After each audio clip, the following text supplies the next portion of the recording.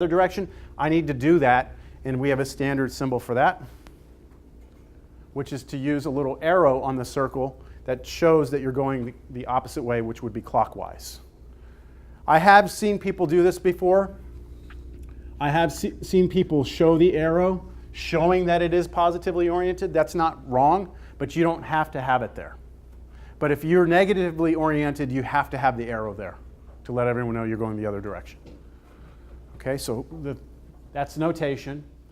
And so the line integral over the closed curve C in positive orientation of p dx, so p is a scalar function with respect to x, plus q with respect to y, another scalar function, that's equal to the double integral over the region D, which is the region it encloses, of the partial of q with respect to x minus partial of p with respect to y. Those look familiar?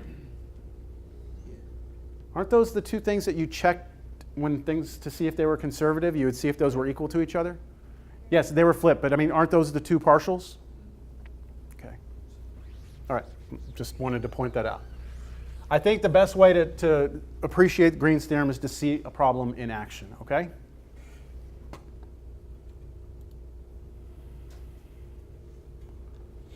All right, so I have a line integral here, and I want us to compute that line integral in two different ways. I want us to do it using the standard way, and then the other way would be to use Green's theorem. Okay, so let's start by doing it the standard way. I have a line integral. I need to come up with the parametric representation of C. Right? So what is the parametric representation of C? It's the unit circle centered at the origin. Cosine t, sine t. T is going to vary between 0 and 2 pi, right? That's going to draw me the unit circle centered at the origin with positive orientation, right? I'd like the line integral of that. So what now? Y'all help me out. This is from 2 classes ago. Or maybe a class, no, it was 2 classes. Help me set this up. What is this going to be?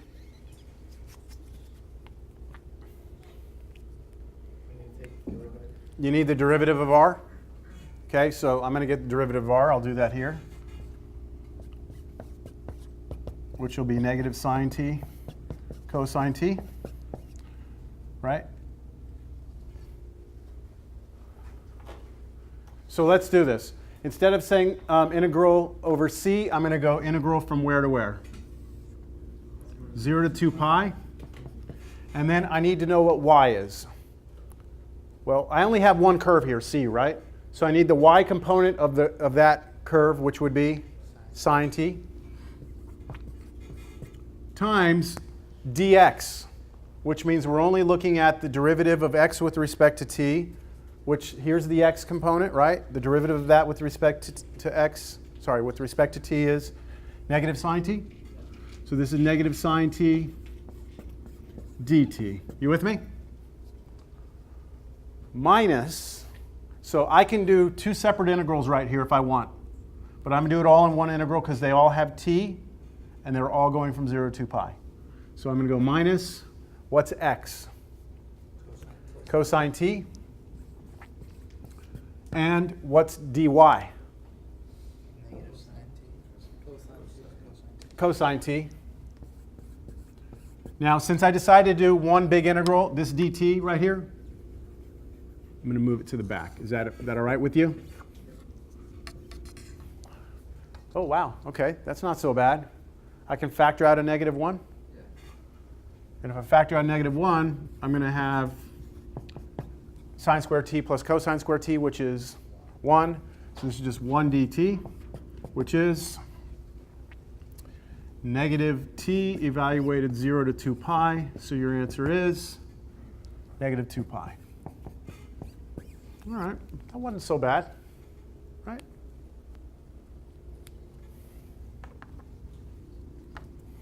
Questions? I wonder how long that took. You ready for the second way? Yes. All right, here we go. So the second way is to use Green's theorem. Green's theorem says that the line integral over positively oriented curve C of p dx plus q dy is equal to, so I'm going off the previous note, just so you all know when I refer back to it, I'm looking at this right here, right? This right here. This is equal to this double integral.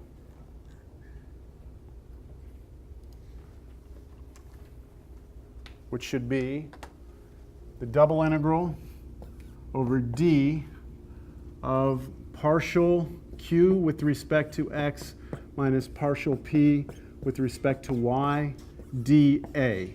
We're integrating with respect to area because it's a double integral over a region, right?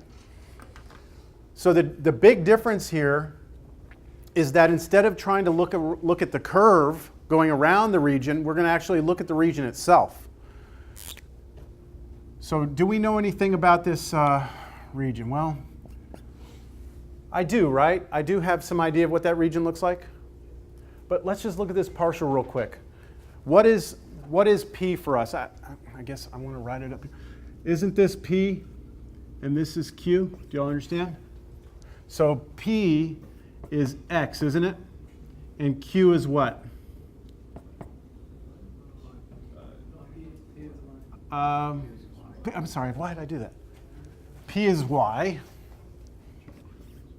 And Q is what? Negative X. Be careful, because in the formula, it's plus Q. So you'd have to change that to plus minus X. Okay, what is the partial of Q with respect to X? What's the derivative of this with respect to X? Negative 1. So check it out. Boom, boom, D, right? This is negative 1. And then minus the partial of P with respect to Y. 1. So minus 1. dA. You all good? Which is negative 2 double integral over d of 1 dA, right? You okay with this? Anybody know what that is? That's the area, right? Remember, there's a very special property. The double integral of 1, right? This is the area of what? Area of D. What was D? The unit circle. What's the area of the unit circle? Pi r squared. What's the radius of the unit circle? What's the area of this? Or what is this then? Pi. The answer is negative 2 pi. Do you see how easy that was? We didn't even have to do this integral, because we know it represents the area of D, and if D is the unit circle, we're done. Isn't that awesome? No? Am I the only one who thinks that's awesome? Now look, if you didn't recognize that as the area of D, then what you would have to do now is actually come up with how you're going to define this region D. And I think most of us would say, oh, that's polar, right? You say, okay, for polar, my theta is going to be between 0 and 2 pi. And then my radius is going to be between, what, unit circle, 0 and 1. And then this double integral down here becomes negative 2, integral from 0 to 2 pi, integral from 0 to 1. And what are you integrating? 1, but you went to polar. R d theta. You remember, you always have to remember to pop the r in there. And then if you go through this, all of this right here, and you do that, you're going to get pi at the end of it all. And then you'll get negative 2 pi. But that's much cleaner if you can see that, right? Okay. Awesome.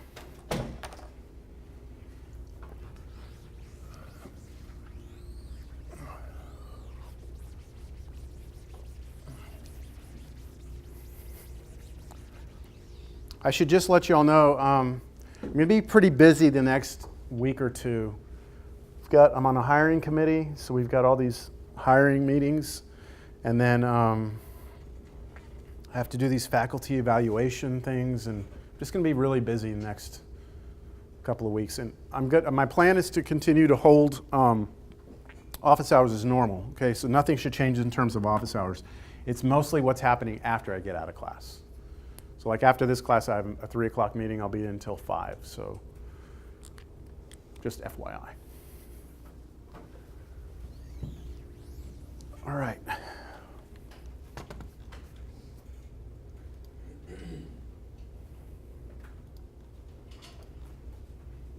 Here's another one.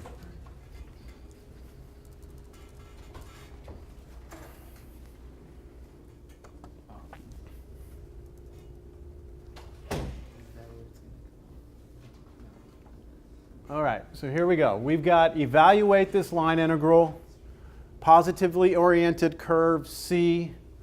Here it is. Oh my goodness. That just looks nasty, doesn't it? Doesn't that look bad? C is going to be a circle with radius 3, right? So let me draw C real quick. It's closed, right? It's positively oriented. Well, I can draw it positively oriented. To do that, I need to come up with my vector curve, which would be almost the same as what we just had, but 3 cosine t, 3 sine t. And t is going to vary between 0 and 2 pi again. That all okay? And we're going to need the derivative in there, aren't we? Because we got to put in like dx and dy, so we've got to have derivatives. That's okay. I'm not intimidated by this yet. Negative 3 sine t, 3 cosine t. But then I have to rewrite that whole thing now, right? Okay, so let's write it. This will become integral from 0 to 2 pi. All right. 3y, which for me would be, what's wrong? Oh, no, I was just wondering, is that, are we still doing Green's? Oh, I'm sorry. We're doing them both ways. Oh. We're going to do it both ways. So you can see why Green's theorem is worth having. Okay, so look at this. What would 3y be? 3 times, what's y? Sine t, so 3 sine t again, like that. That's 3y minus e to the sine of x, but what's x? 3 cosine t. All this times dx, which is the x component of the vector curve derivative. So negative 3 sine t. And then I could say dt, right? But I'm going to do this all in one integral. So I have plus now, I'm running out of room, plus 7 times x, but x is 3 cosine t. That ain't so bad. Plus, square root of y to the 4th plus 1. Y to the 4th? So 3 sine t to the 4th, what's 3 to the 4th? 81 sine to the 4th t plus 1, and then at the very end of that, the derivative of y, which is this one, 3 cosine t. All of that, right? dt. Anybody feel like integrating this? That one's not so bad, right?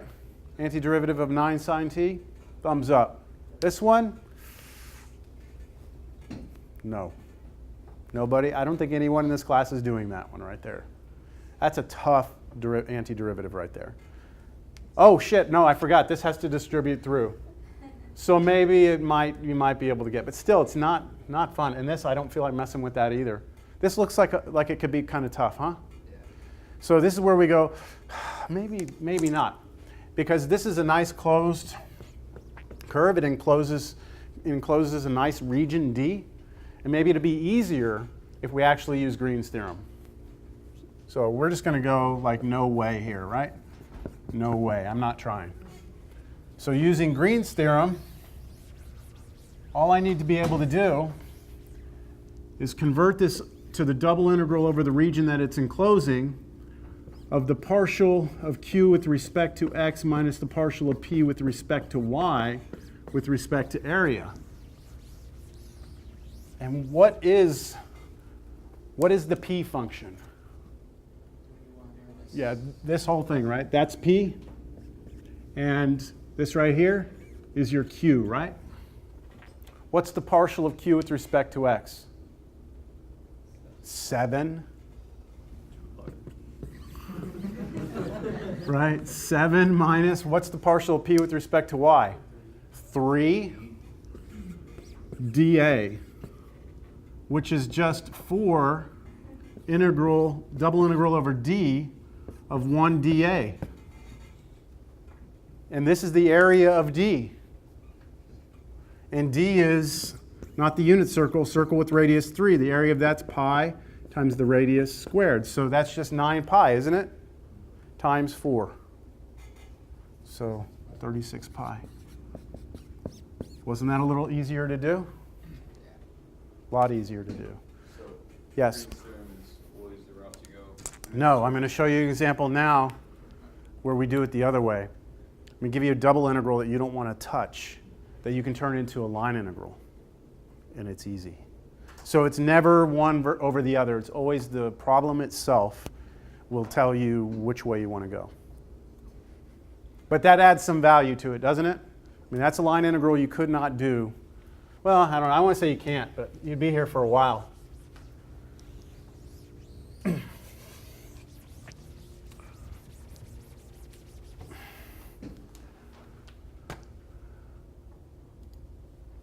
So we can see sometimes computing a line integral over a closed curve is easier when we use Green's theorem to convert the problem to a double integral. There are other cases where we can convert the double integral into a line integral. So this is important, all right? I want you to all pay attention to what's going on here. So it's kind of tricky, all right? Do you remember that, I mean, I hope you remember because I've talked about it twice in the last 10, 15 minutes. The double integral over d of 1 dA is the area of D, right? That's what that is. And if we're looking at Green's theorem, right? Green's theorem, you have this partial q with respect to x minus partial p with respect to y dA. Then if this piece right here is 1, then that's the area, right? If that piece in there is a 1. So the question becomes, when would that become 1? Like what would q and p have to be to make this a 1? So this will be a 1 exactly when this piece here is a 1, yeah? So what makes it happen? Well, there's a couple of different scenarios. Let's look at this case. What if I tell you that the p function is 0 and the q function is x, right? So what would the partial of q with respect to x be? 1 minus what's partial of p with respect to y? 0, and 1 minus 0 would be 1, right? So I could make this thing turn into a 1 if I say p is 0 and q is x. Here's another way I could do it. If I let p be negative y and q be 0, then I can also do it. So what's the partial of q with respect to x minus partial of p with respect to y? Partial of q with respect to x would be 0 minus partial of p with respect to y, negative 1, and then you get 1 again, right? So far I have two options that I could use to make that a 1 in there. And then there's also a way you could do it with some variation of the two. Right? What's the partial of q with respect to x here? 1/2 minus what's the partial of p with respect to y? Minus 1/2. So you have 1/2 minus 1/2 minus negative 1/2, which would be 1. Right? Understand? You sure? Okay, let me go back up to the first example because I think looking at Green's theorem,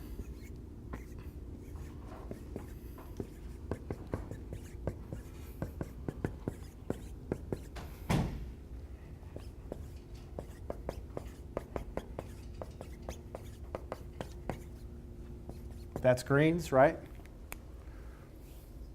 If I let p of x be 0, this is gone, right? Yes? If I let q of x be x, this is an x dy, right? Line integral over c like this. And this will be equal to, we know that will be a 1, right? So this will be, that's what this says right here. You see that?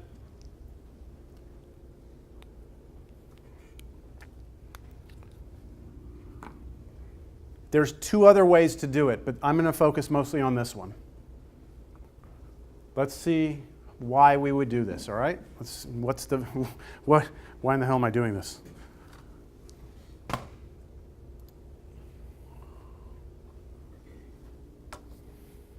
Find the area of the circle with radius r. Prove to me that the area of a circle is pi r squared, right? That's what I'm asking you to do? Okay. Well, do we agree with this?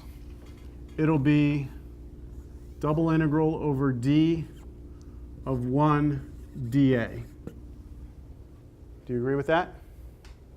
Where d is the region bounded by this circle. This is radius r, right? This in here is my region d. Now we all know the answer is pi r squared. I'm asking you to show it's pi r squared, right? But do you agree with that? That double integral over 1 dA of d right there is the answer I'm looking for. But if I let, what was the one that we used right in the note before this? I said if I let p be 0 and I let q be x, then I can turn this into the line integral, right, over the closed path c of x dy. Is that right? So can you give me the parametric representation of this curve C? What's the parametric representation of it?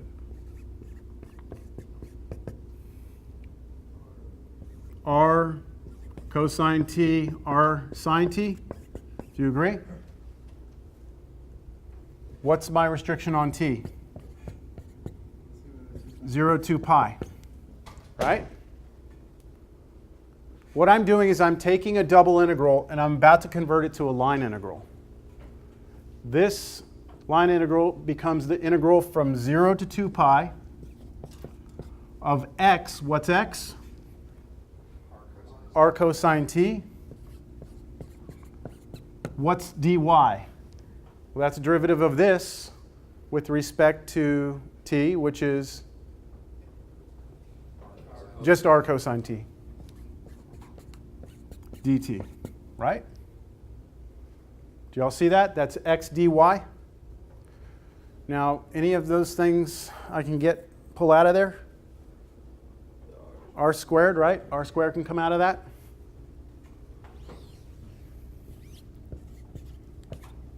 What's left in here? Cosine squared. How are you going to handle cosine squared if you're going to integrate it? Power reduced. It's 1/2 plus 1/2 cosine 2t.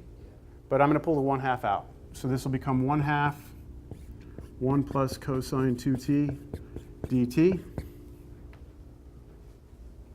And you should be able to integrate those. Do I have any questions on where I'm going here? This to that?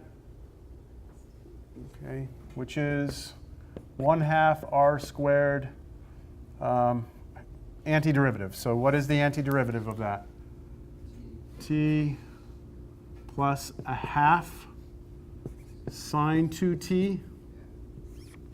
Evaluate that where? 0 to pi. Okay, plug in 2 pi. 2 pi. What's sine of 2 times 2 pi is 4 pi. What's sine of 4 pi? 0. That's gone. So all I get is 1/2 r squared times 2 pi. Now minus, now plug in 0. 0, sine of 0, 0, 0, all gone? Okay. Which is pi r squared. That's it. Now look, again, we knew that the area of a circle with radius r is pi r squared. What I just demonstrated is how you can take the idea of a double integral, turn it into a line integral, and get the same result using Green's theorem.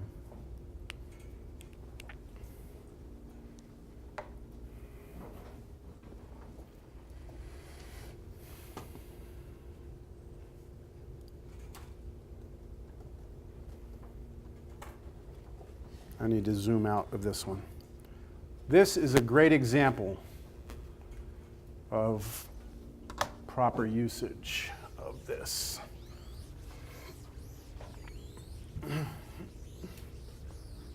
All right, if you were to go and plot this vector function, r of t equals, it's this in here, okay?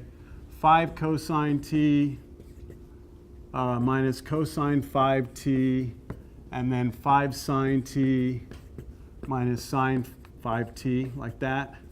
And you were to let t go from 0 to 2 pi. You would draw this epicycloid, which is this right here. That's what it would draw. What is the area of that? That's a very difficult problem to do, because you might be sitting here going, well, I know it's the double integral over d of 1 dA, right? Like, it's just that. It's the area of that region that it encloses. But you have to find a way of representing that region. And that region is not, it's not given to you in Cartesian, right? So it's not a Cartesian type 1 or type 2. And it's not polar either. I mean, well, it actually, no, it's parametric. It's truly not a polar region the way it's presented to us. So do you see that you're going to have a hard time coming up with limits of integration if you can't do this in Cartesian or in polar?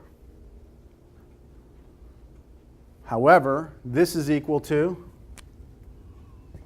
the line integral, right, over C of the closed curve in positive orientation of what? Partial, I'm sorry, no. P d x plus q d y.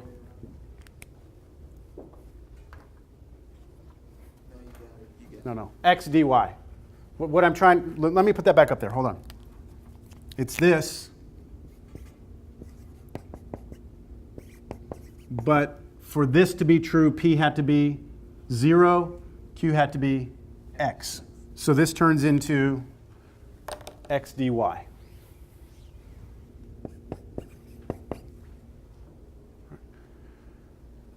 So do you think that there's a way that you can come up with a parametric representation for this curve? Well, they gave it to us, right? And are you going to be able to take the derivative of the x component? Absolutely. Do you know your restrictions on t? Yes. See? Everything is here for you to do the problem if you convert it from this to this.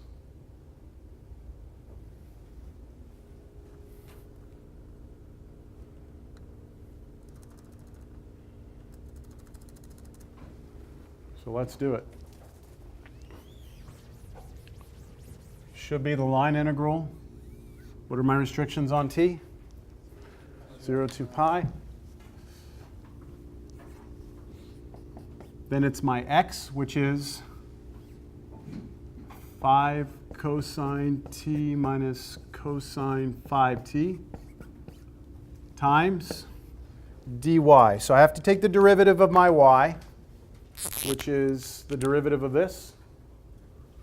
So 5 cosine t minus 5 cosine 5t dt.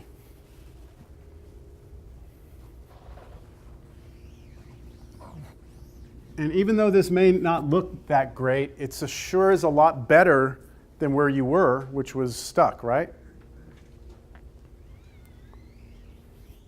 Let's just distribute out and see if this is worth going after. 0 to 2 pi, let's see, 25 cosine squared t minus 25 cosine t cosine 5t. Middle one, minus 5 cosine t cosine 5t. And finally, plus 5 cosine squared 5t dt. Anything good happen here? Yeah, these two can go together. That's minus 30, right? Can you integrate cosine squared t? You can use the power reducing on that. You could do that on this one also. What about the middle one, though? Curious to know what you're going to do with that.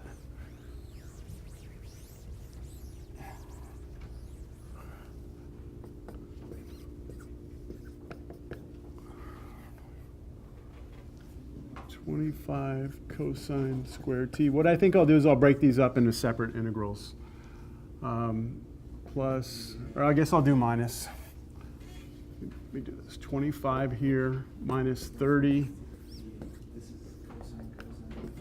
This is cosine what?